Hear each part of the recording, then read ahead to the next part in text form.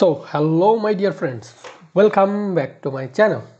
আমাদের আজকের ক্লাসের টপিক হলো প্যারাগ্রাফ ম্যাচিং, যেটা আমরা নিয়েছি ক্যামব্রিজ 19 টেস্ট 1 প্যাসেজ 2।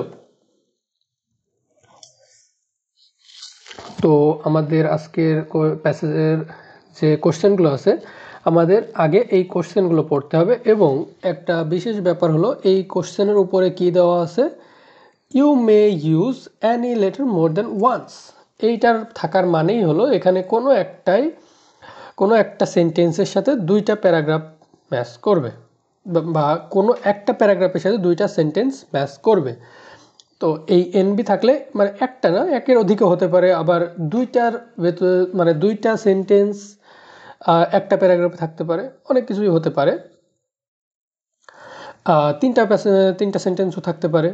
তো এই এনবি দেওয়ার মানেই হলো ভেবে নিতে হবে যে যে কোনো একটার ভেতরে, একটা প্যাসেজের ভেতরে একের অধিক সেন্টেন্স এর ম্যাচ থাকবে। তো প্রথমেই কোশ্চেন পড়ে নিই। এ reference to A denial of involvement in piracy. এই ডাকাতির ভেতরে সম্পৃক্ততাকে অস্বীকার করা। Details of how A campaign two eradicate piracy was carried out. কীভাবে একটি অভিযান পরিচালনা করা হয়েছিল পাইরেসি বিরুদ্ধে বা পাইরেসি দূর করার জন্য। A mention of the circumstances in which states in the ancient world would make use of pirates. একটি উল্লেখ যেখানে বলা হয়েছে যে স্টেটস বা দেশগুলো, আগে প্রাচীনকালে দেশ ছিল না, স্টেটস ছিল, রাজ্য ছিল, দেশ নয়। সো রাজ্যগুলো কিভাবে ডাকাতদের ব্যবহার করত তাদের নিজেদের লাভের জন্য। এ reference to how people today commonly view pirates. একটি রেফারেন্স যেখানে বর্তমানে মানুষ কিভাবে পাইরেটসদের দেখে বা পাইরেটসদের কেমন মনে করে। An explanation of how some people were encouraged not to return to piracy. একটি বর্ণনা যেখানে বলা হয়েছে কিভাবে মানুষ দ্বিতীয়বার পাইরেসিতে ফেরত না যাওয়ার জন্য উৎসাহিত করা হয়, কীভাবে মানুষকে দ্বিতীয়বার পাইরেসিতে ডাকাতিতে ফেরত না যাওয়ার জন্য উৎসাহিত করা হয়। A mention of the need for many sailing vessels to stay relatively close to land. Sailing vessels একটি উল্লেখ যেখানে বলা হয়েছে যে কিভাবে মানুষের অনেকগুলো সেলিং ভেসেল মানে ভেসে থাকার জন্য জাহাজ বা এমন কোনো একটা কিছুর প্রয়োজন ছিল, ভেসে থাকার জন্য কোথায়, মাটির কাছে, ক্লোজ টু ল্যান্ড। তো এবার আমরা কোশ্চেন পড়ব, প্যাসেজে চলে যাব। প্যাসেজ পড়ে আমাদের এগুলো ম্যাচ করতে হবে। এগুলো সব প্রত্যেকটাই কিন্তু আমাদের মনে রাখতে হবে। আমরা একটা সেন্টেন্স দেখেই সেই সেন্টেন্সের ভেতরে কোনটা আছে বুঝতে হবে। আমরা বারবার সেই সেন্টেন্সে যাব, আবার এসে ম্যাচ করব, এমন করার টাইম নেই, এত টাইম দেবে না। সো একবারে আমরা কোশ্চেন দেখে নিয়েছি, এবার আমরা প্যাসেজে গিয়ে ম্যাচ করব। সো আমাদের প্যাসেজের হেডিংটা কি?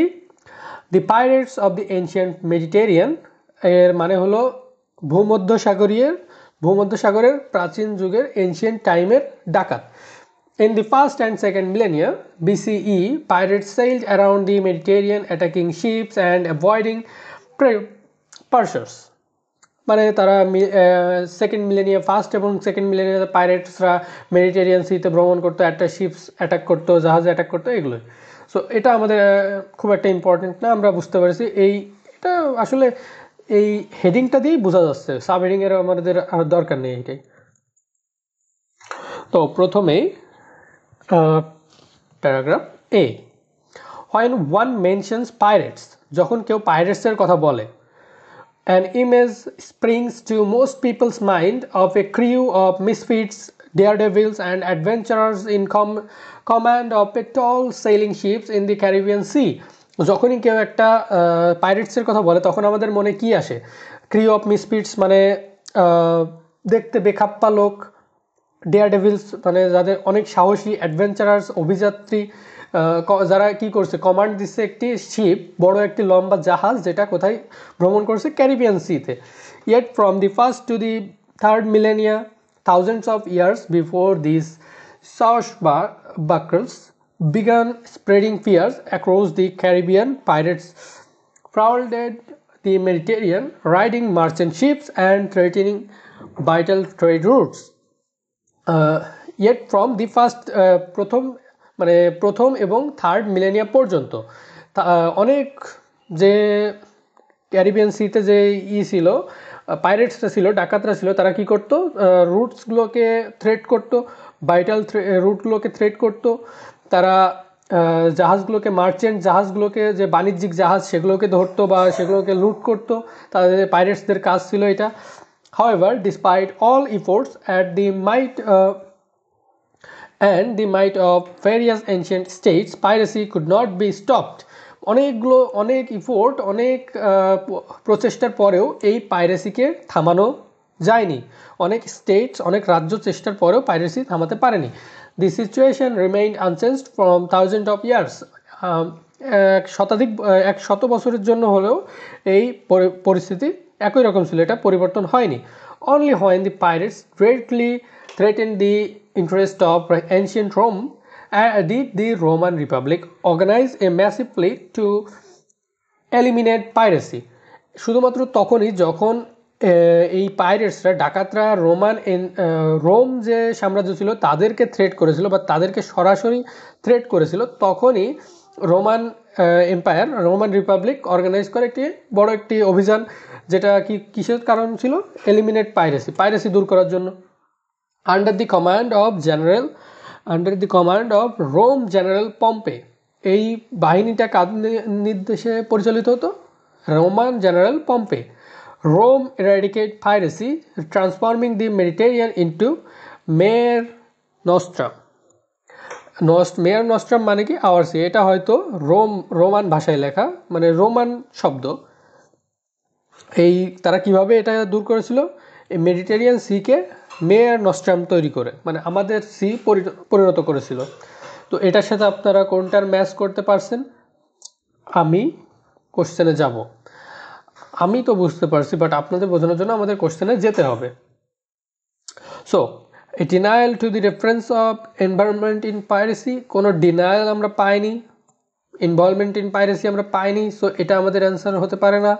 Details of how campaign এরাডিকেট piracy was carried out, এখানে কোনো ক্যারিড আউট কি হয়েছিল, মানে আমরা জানি যে কিভাবে তারা দূর করেছিল, বাট রোমান এম্পায়ার পম্পের নেতৃত্বে তারা দূর করেছিল, বাট ক্যাম্পেইনটা কি আমরা জানি?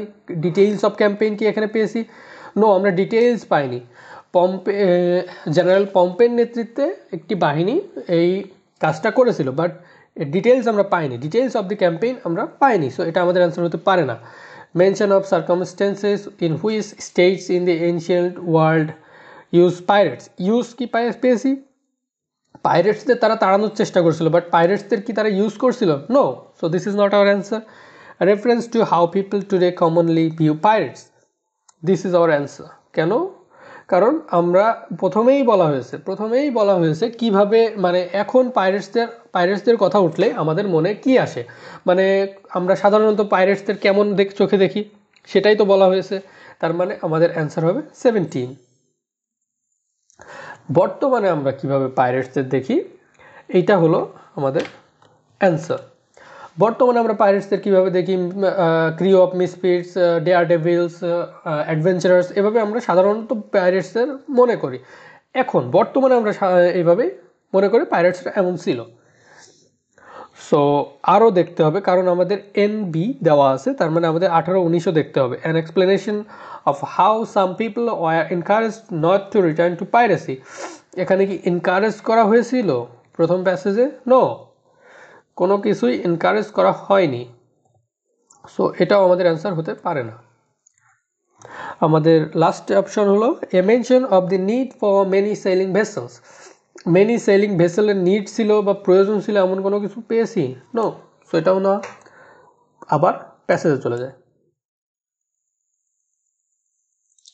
Although piracy in the Mediterranean is first recorded in ancient Egypt during the reign of Pharaoh Amenhotep III, it's reasonable to assume it predated this powerful civilization.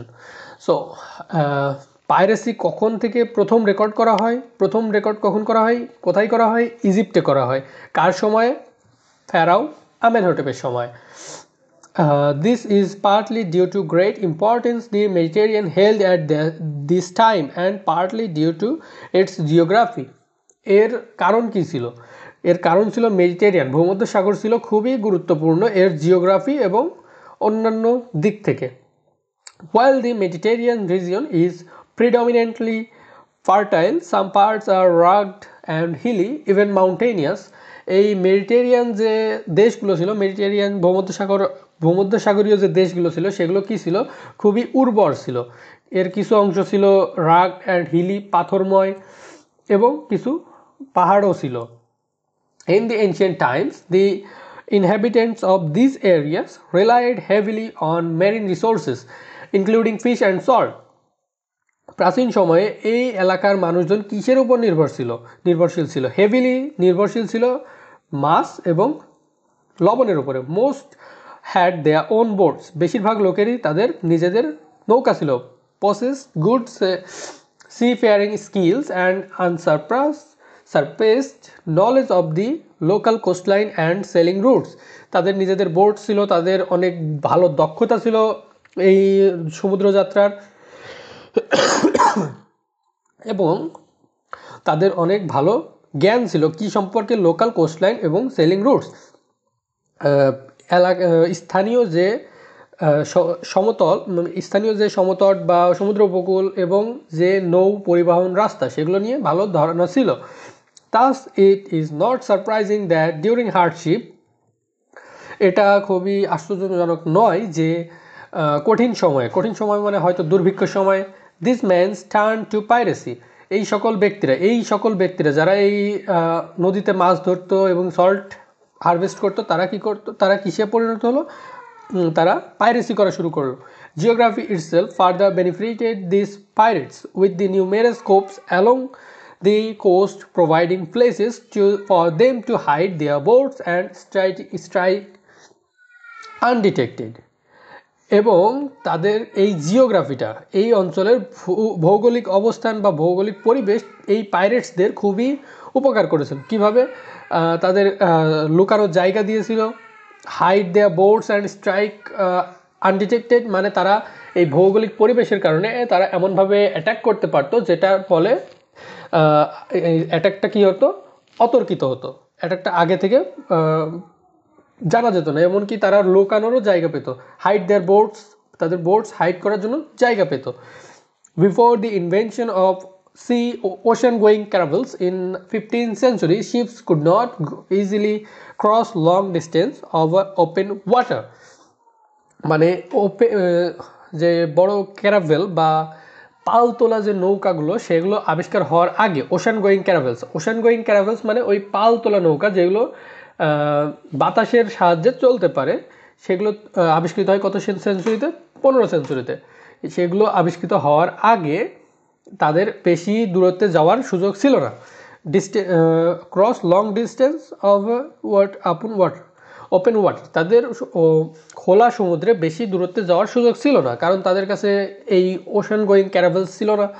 তার মানে তাদের হাত দিয়ে নৌকা বেয়ে যেতে হতো, যার কারণে তাদের বেশি দূরত্বে যাওয়ার সুযোগ ছিল না। Thus, in the ancient world, most were restricted to a few well-known navigable routes that followed the coastline.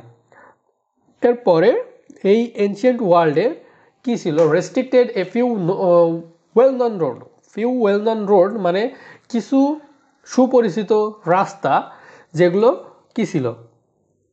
Restricted ছিল, যাওয়া নিষেধ ছিল। World's most, in the ancient world's most, এখানে এই এনশিয়েন্ট ওয়ার্ল্ডস মোস্ট মানে কি? কাদের জন্য? এই ওয়ার্ল্ডস মোস্ট মানে হলো এই ক্যারাভেলসগুলো, এই সমুদ্রযাত্রার যে যানবাহন সেগুলোকে বলা হয়েছে world's most. Caught in a trap, এবং মানে এই রাস্তাগুলো যদি যেত তাহলে কী হতো? Caught in a trap, a slow merchant ship laden with goods had no other option but to surrender. মানে এই রাস্তাগুলো নিষিদ্ধ ছিল কেন? এই রাস্তাগুলো যাওয়া নিষিদ্ধ ছিল এই কারণে যে এই রাস্তাগুলো গেলে মার্চেন্ট শিপগুলোকে এই পাইরেটসরা ধরতো, লুট করতো, কারণ এই মার্চেন্ট শিপগুলোর গতি ছিল কম এবং এগুলো মালামাল বোঝাই ছিল, যার কারণে এগুলোর গতি আরও কম হয়ে যেত। এবং এদের কাছে একটাই অপশন ছিল, সেটা হলো কি সারেন্ডার করা। In addition, knowledge of the local area helped the pirates to avoid retaliation once a state fleet arrived. মানে এই নলেজ, লোকাল এরিয়ার যে নলেজ, আশেপাশে পরিবেশের নলেজটা তাদের হেল্প করতো যে যদি কোনো দেশের সেনাবাহিনী বা দল আসে তাদেরকে পালাতে সাহায্য করতো। সো আমরা আবারও কোশ্চেনে যাব। A reference to a denial of involvement in piracy. No involvement and no denial, আমরা কোনো involvement and denial পাইনি। Details of a campaign, আমরা এখনো details পাইনি। A mention of circumstances in which states in the ancient world would make use of pirates, এখানে পাইরেটসদের use করা হয়েছে এমন কোনো মেনশন এখনো আমরা পাইনি। এটা তো আমরা অ্যান্সার দিয়ে দিয়েছি। An explanation of how some people are encourage to not to return to piracy, এখানে not to return to piracy এমন কিছু আমরা পাইনি। Mention of the need for many sailing vessels to stay relatively close to land, this is our answer. কেন এটা আমাদের answer সেটা আমি এখন আপনাদের বোঝাই।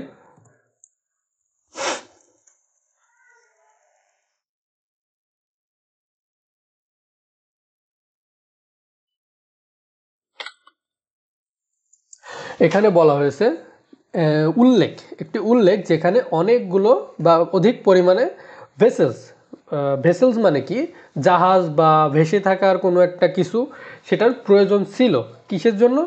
Two stay relatively close to land, ভূমির সাথে বা ভূমির কাছাকাছি থাকার জন্য। আমরা কি দেখেছি? আমরা দেখেছি যে তাদের কাছে এমন যানবাহন ছিল না যেটা তাদেরকে ওশানে নিয়ে যেতে পারে বা অতি দূরত্বে নিয়ে যেতে পারে, অধিক দূরত্ব অতিক্রম করতে পারে এমন যানবাহন ছিল না। তাদের কি করতে হতো? এই কোস্ট লাইনের আশেপাশেই থাকতে হতো, কোস্ট লাইন ধরেই থাকতে হতো, তাদের বেশি দূরত্বে যেতে পারতো না। সো তার মানে আমাদের কি বোঝাচ্ছে যে 15 সেঞ্চুরির আগে তারা বেশি দূরত্বে যেতে পারতো না, বাট 15 সেঞ্চুরির পরে হয়তো তারা সেটা পেরেছে, তাদের কাছে এমন যানবাহন ছিল 15 সেঞ্চুরির পরে। বাট 15 সেঞ্চুরির আগে তাদের কি প্রয়োজন ছিল? তাদের এমন সেইলিং ভেসেলস প্রয়োজন ছিল যেটা তাদেরকে দূরত্বেও নিয়ে যেতে পারে, আবার কোস্ট লাইনেও আনতে পারে। এবং তাদের আরেকটা ব্যাপার হলো এনশিয়েন্ট টাইমে তাদের বেশিরভাগ রুটস, বেশিরভাগ এলাকাগুলো কি ছিল, যে নৌপথ ছিল সেগুলো রেস্ট্রিক্টেড ছিল। তার ফলেও তাদেরকে কি করতে হতো? যে কোস্ট লাইন বা ল্যান্ড, ভূমির সংস্পর্শে থাকতে হতো, ভূমির কাছাকাছি থাকতে হতো, তারা বেশি দূরত্বে যেতে পারতো না। সো আমাদের এটা একটা ট্র্যাপ। এই ট্র্যাপটা হলো যে এখানে শুধুমাত্র আমাদের এটা ভাবলে হবে না যে কি আছে কি নেই সেটাও ভাবতে হবে। এখানে তাদের বেশি দূরত্বে যাওয়ার সুযোগ ছিল না। কেন ছিল না? তাদের কাছে এমন যানবাহন ছিল না এবং তারা বেশিরভাগ কোস্ট লাইনের কাছেই থাকতে হতো, কোস্ট লাইন থেকে দূরে যেতে পারতো না। তার মানে তাদের কাছে কিছুর একটা অভাব ছিল। তাদের কিসের অভাব ছিল? Selling vessels. এখানে সেলিং ভেসেলস বলতে এখানে ক্যারাভেলসগুলোকে বোঝানো হয়েছে। সো আমরা শুধু এটা ভাবলে হবে না, কোনটা আছে কোনটা নেই সেটাও ভাবতে হবে। এটা ছিল না, সেজন্যই এটার উল্লেখ হয়েছে। সো আমাদের অ্যান্সার হবে 19। এবার paragraph C. One should also add that it was not unknown in the first and second millennia BCE for governments to resort to pirate service, especially during wartime, employing their skills and numbers against their opponents. আমাদেরকে আরও একটি বিষয় যুক্ত করতে হবে, সেটা কি? এবং এটা আননোন ছিল না যে ফার্স্ট এবং সেকেন্ড মিলেনিয়াতে গভর্নমেন্টস, রাজ্যের যে সরকারগুলো ছিল তারা কি করতো? এই পাইরেটসদের ইউজ করতো কিসের জন্য? ওয়ার টাইমে, যুদ্ধের সময় ইউজ করতো।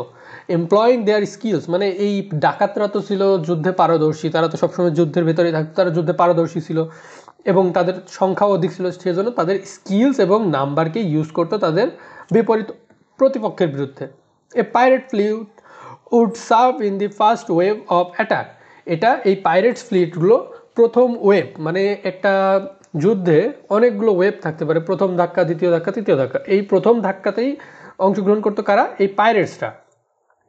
Preparing the way for the navy, মানে এই পাইরেটসরা প্রথম আঘাত করে তাদের যে রাষ্ট্রের যে সেনাবাহিনী ছিল তাদেরকে সুযোগ করে দিত আগানোর জন্য। Some of the regions were known for providing safe harbors to pirates who in return boosted their local economy.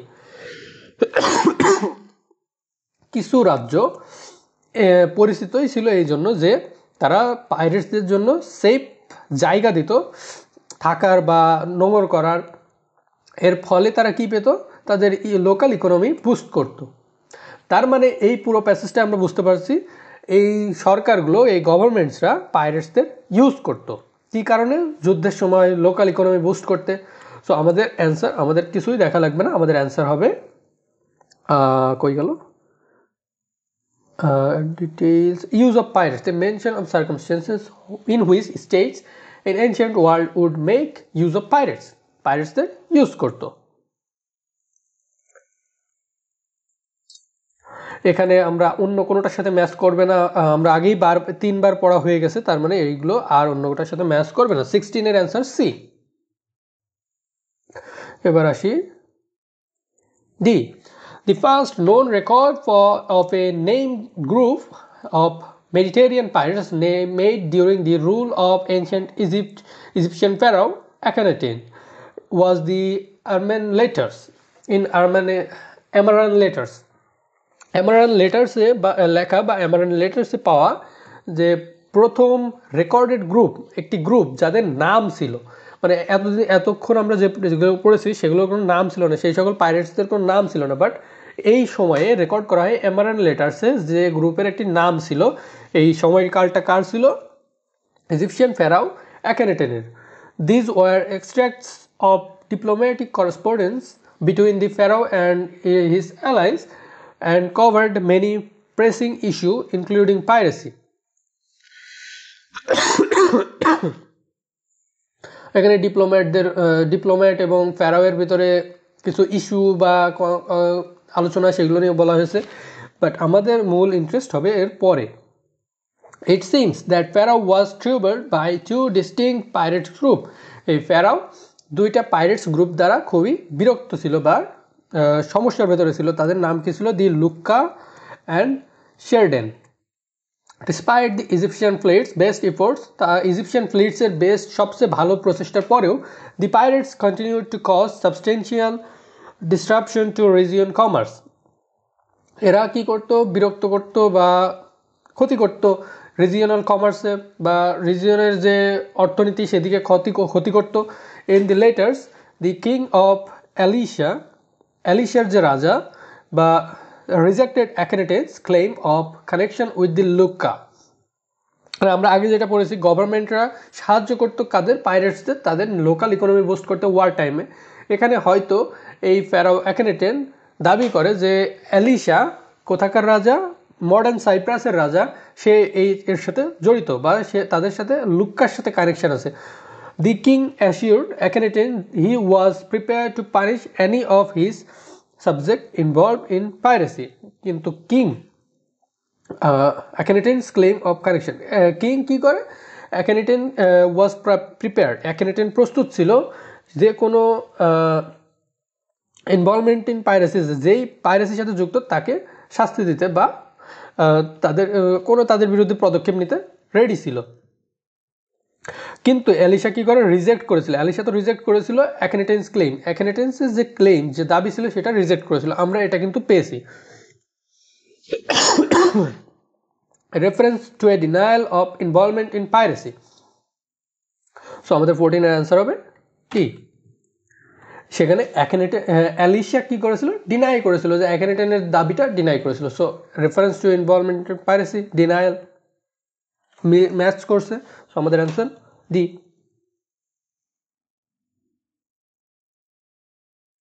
O sorry, আমার 17 এর অ্যান্সার তো ভুল লিখেছি, এ হবে।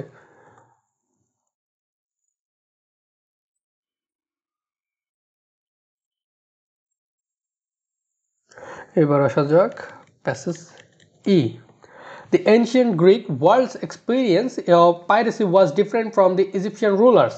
The ancient গ্রিকের যে এক্সপিরিয়েন্স ছিল পাইরেটসদের সাথে, মানে তাদের যে সংঘর্ষ বা ধারণা ছিল পাইরেটসদের ব্যাপারে, সেগুলো ভিন্ন ছিল। কেন? While Egypt's power was land based, যেখানে মিশরের শক্তি ছিল ভূমিরূপ কেন্দ্রিক এবং গ্রিকের শক্তি ছিল মেডিটেরিয়ান কেন্দ্রিক, relied on the Mediterranean in almost all aspects of life from trade to welfare. তাদের জীবনের সব দিকের জন্যই তারা মেডিটেরিয়ান সির উপর নির্ভরশীল ছিল। Interestingly, in his works, the Iliad and the Odyssey, the ancient Greek writer Homer not only condones but praises the lifestyle and actions of pirates. হোমারের বিখ্যাত যে পোয়েম, কবিতা, তার ভিতরে দুইটা হলো ওডেসি অ্যান্ড ইলিয়াড। এর ভিতরে সে পাইরেটসদের প্রশংসা করেছে। The opinion remained unchanged in the following centuries. এটা কয়েক শতাব্দীর জন্য সেম ছিল, মানে এই অপিনিয়নটা, এই পাইরেটসদের প্রশংসাটা সেম ছিল। The ancient Greek historian Thucydides for instance glorified pirates daring attacks on ships or even cities. এই গ্রিক হিস্টোরিয়ান, ইতিহাসবিদ টাইসলিডিয়াস, সে কী করেছিল? গ্লোরিফাইড, মহিমান্বিত করেছিল বা আরও বেশি প্রশংসা করেছিল কাদের? পাইরেটসদের, যে তারা যেভাবে সাহসিকতার সাথে শিপের উপরে অ্যাটাক করে, শিপ এবং শহরের উপরে অ্যাটাক করে। For Greeks piracy was a part of everyday life. গ্রিকদের জন্য এটা ছিল দৈনন্দিন জীবনের একটি অংশ। Even high ranking members of the state were not beyond engaging in such activities. এমনকি তাদের যে পার্লামেন্ট বা তাদের যে দেশের যে হাই র্যাঙ্কিং অফিসার বা হাই র্যাঙ্কিং মেম্বার ছিল, তারাও কি করতো? এই পাইরেসিতে অংশগ্রহণ করতো। According to the Greek orator Demosthenes, Athenian ambassador made a detour for their official travel to capture a ship sailing from Egypt, taking the wealth found on board for themselves. একজন Greek বক্তা ডেমোনস্থেন্স এর মতে Athenian ambassador, Athenian যে রাষ্ট্রদূত, তারা তাদের যাত্রা পথ পরিবর্তন করেছিল কিসের জন্য? একটা ইজিপশিয়ান শিপ ধরার জন্য বা একটা ইজিপশিয়ান শিপে ডাকাতি করার জন্য। মানে সে ছিল একজন অ্যাম্বাসেডর হওয়ার পরেও সে তার শিপের যাত্রাপথ পরিবর্তন করে একটা ইজিপশিয়ান শিপকে ধরে ডাকাতি করেছিল এর ওয়েলথ এবং চুরি করার জন্য। The Greeks' liberal approach towards piracy does not mean that they always tolerated it. গ্রিকদের যে এই প্রচেষ্টা, মানে গ্রিকরা নিজেরাই এর সাথে জড়িত, এর মানে এই নাই যে তারা কখনো সবসময় এটা সহ্য করেছে। But attempts to curtail piracy were hampered by the large number of pirates operating in the Mediterranean. কিন্তু তাদের এই প্রচেষ্টা, তাদের এই পাইরেসি দূর করার যে চেষ্টা, সেটা কি করা হয়? ক্ষতিগ্রস্ত হয় বা নস্যাৎ করা হয়। কাদের দ্বারা? পাইরেটসদের দ্বারা। একটি লার্জ নাম্বার অফ পাইরেটসরা এই প্রচেষ্টা নস্যাৎ করে দেয়।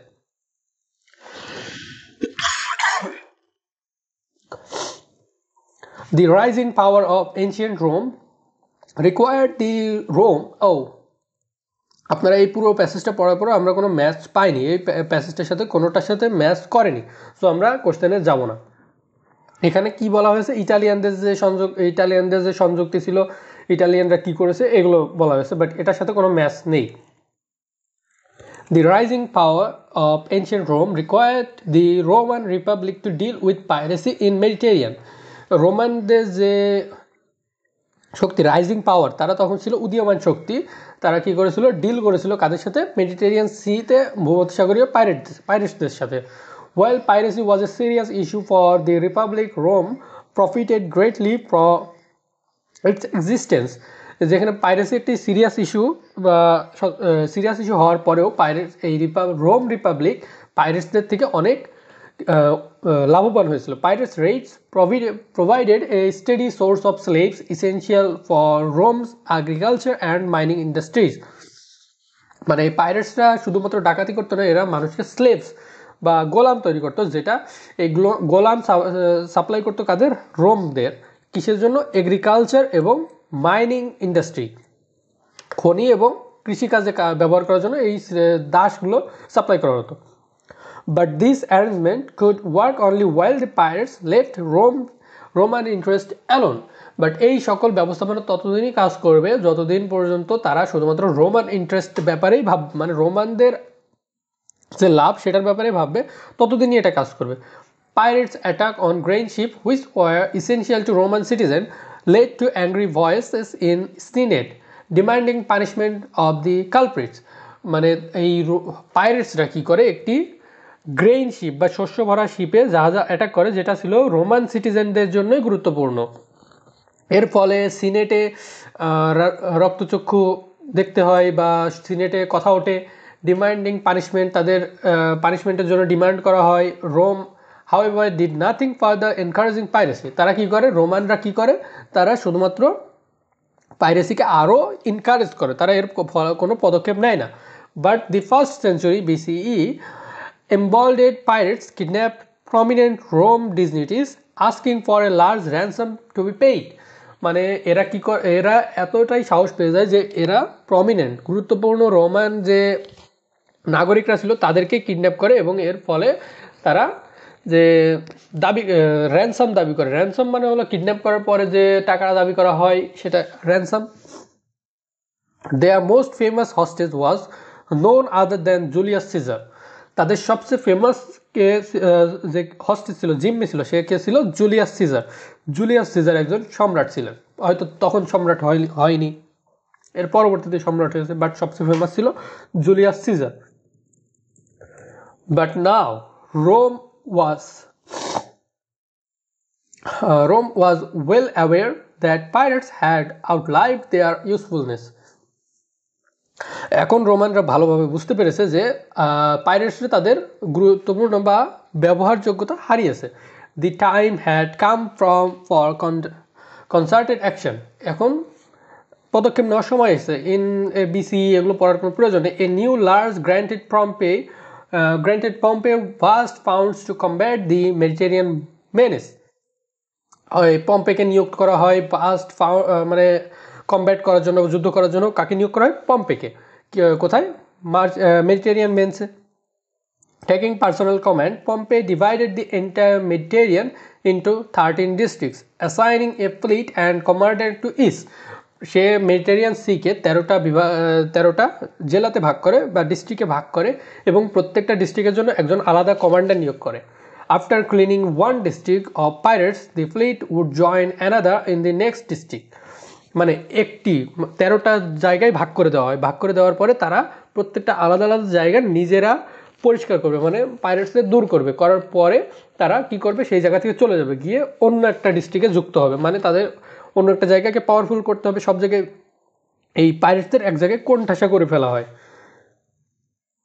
The process continued until the entire Mediterranean was free of pirates। এই প্রসেসটা চলতে থাকে ততক্ষণ পর্যন্ত যতক্ষণ না মেডিটেরিয়ান সি একদম পুরোপুরি মুক্ত হয়ে যায় পাইরেটসদের থেকে। Although thousands of pirates died at the hands of Pompey troops as a long-term solution to the problem। এখানে পাইরেটসরা অনেক সংখ্যায় মারা যায়, কাদের হাতে, পম্পে ট্রুপস, পম্পের যে সেনাবাহিনী তাদের হাতে অনেক সংখ্যায় পাইরেটস মারা যায়। কিন্তু এটা as a long term solution, এটা আসলে একটি লং টার্ম সলিউশন, প্রবলেমটা একটা long term solution. Many more war offered land in fertile area. এবং এর ভিতরে অনেকেরই কী করা হয়, জমি দেওয়া হয়, কোথায়, উর্বর এলাকায়, ফার ফ্রম দি সি, এবং সেটা ছিল সমুদ্র থেকে অনেক দূরবর্তী এলাকায়। Instead of maritime means Roman got productive farmers that further boosted their economy। এর ফলে কি হয়, রোমানরা তাদের ইকোনমিকে আরও বুস্ট করতে পারে। কিভাবে, এই সকল ব্যক্তিদের, এই ডাকাতদের কোথায় নিয়ে যাওয়া হয়, ফার্টাইল এরিয়াতে চাষ করার জন্য দেওয়া হয়, যেখানে তারা কৃষিকাজ ভালোভাবে করে, যার ফলে তাদের ইকোনমি আরও বুস্ট করে। তার মানে তাদের কোনো ক্ষতি হয়নি, তাদের আরও লাভ হয়েছে। সো আমাদের অ্যান্সার হবে details of how campaign eradicate piracy. কীভাবে পাইরেসি ইরাডিকেট করা হয়, কীভাবে 13টা ডিস্ট্রিক্টে ভাগ করে। এখন কিন্তু আমরা ডিটেলস জানতে পেরেছি পম্পে কীভাবে কাজ করেছিল, পুরো ডিটেলস আমরা জানতে পেরেছি প্যারাগ্রাফ জিতে। আমাদের অ্যান্সার হবে জি। অ্যান্ড আমাদের আরেকটার অ্যান্সার হবে জি, কোনটা, 18। এইটাই বাকি আছে, এটা এমনিতেও আপনারা জি দিয়ে দিবেন। আর যদি এটা বাকি না থাকে, মানে যদি বুঝতে সমস্যা হয়, তার জন্য একটাই an explanation how some people were encourage to not to return piracy. মানে পাইরেসিতে যাতে তারা দ্বিতীয়বার ব্যাক না করতে পারে, সেই জন্য তাদেরকে কীভাবে উৎসাহিত করা হয়, তাদেরকে জমি দেওয়া হয়, ফার্টাইল ল্যান্ড, উর্বর জমি দেওয়া হয় তারা, এবং সেটা কোথায়, সি থেকে অনেক দূরে, যাতে তারা পাইরেসিতে ব্যাক না করতে পারে। সো আমাদের অ্যান্সার হবে জি। আশা করি আপনাদের আমাদের ক্লাস ভালো লেগেছে। এইভাবে আপনারা পুরো প্যাসেজটা সলভ করতে পারবেন এবং এটা খুব একটা কঠিন নয়, বাট কিছু ট্র্যাপস আছে, কিছু ট্র্যাপস যেগুলো আপনাদের খেয়াল রাখতে হবে, সতর্কভাবে সেগুলো পার করতে হবে। যেমন আরেকবার বলে দিই যে শুধুমাত্র যেগুলো আছে সেগুলোর দিকে খেয়াল করলে হবে না, এখানে যেই ইনফরমেশান আছে, প্যাসেজে যে ইনফরমেশান আছে সেটা কিছু নাও থাকতে পারে, না থাকলেও সেটা আমাদের ভাবতে হবে যে এটা নেই, এই সেলিং ভেসেলসগুলো নেই, তার মানেই এটা প্রয়োজন। সো আজকের মতো এই পর্যন্তই। Like and subscribe to my channel and press the bell icon for notifications.